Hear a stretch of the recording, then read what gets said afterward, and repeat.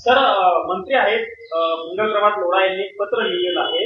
त्या पत्रावरनं वाद होण्याची शक्यता आहे. जैन समुदायाला गॅस हवा असल्यास माझ्या कार्यालयाशी संपर्क करा असं पत्र जैन समुदायाला त्यांनी लिहिलं. मी आता क्षणापूर्वी बोललो की आदरणीय पंतप्रधान सांगतायत की देशात कोविड सारखी परिस्थिती समजून सगळ्या जनतेने समजून घ्यावं.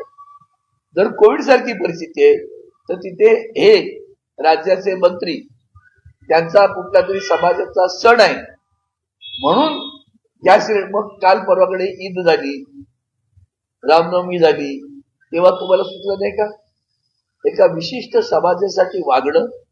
त्यांनी तो विल्सनचा जिमखाना असाच कब्जा करून समाजासाठी घेतला. त्यांचं सगळं जे काही आहे बेकायदेशीर कृत्यांना अजिबात मला आश्चर्य वाटतं देवेंद्रजींचं.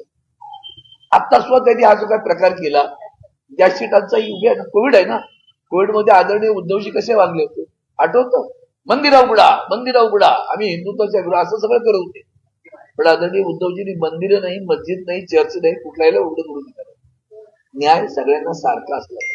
हे लोढा सतत समाजामध्ये तेढ निर्माण करण्याचं काम करतात.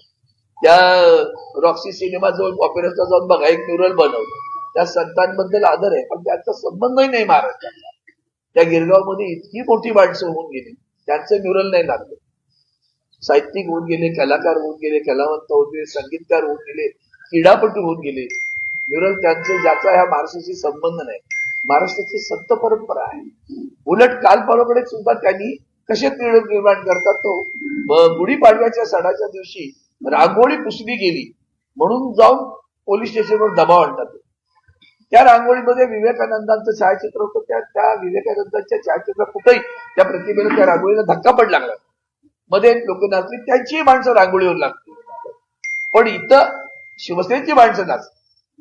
आणि मग विवेकानंदांचं, मग विवेकानंद राष्ट्रपुरुष आहेत ना, त्यांची प्रतिमा रस्त्यावर तुम्ही काढता आणि समजा नाही पुसली गेली आणि ते गेलं असतं पुढे, तुमची शोभायात्रा गेलीच ती, संपली शोभायात्रा, गाड्या गेल्या असत्या, मग काय केलं असतं, त्याच्यावर गाड्या जातात ना. नंतर अविवेकी वागणं जे आहे ना, तिथल्या काही त्या गिरगावातली नाटाळ माणसं आहेत, अविवेकी लोक आहेत, ती आग लावतात. हा लोढा अशीच तेढ निर्माण करतो. कुठं काही त्याच्यावर वादन नव्हता पण त्याच्यात त्यांनी तेढ निर्माण केली. त्यांना मला वाटतं आदरणीय देवेंद्रजींनी शपथ दिली पाहिजे असं. आणखीन एक त्यांचे बटुक मंत्री त्यांना पण एक शपथ देण्याची गरज.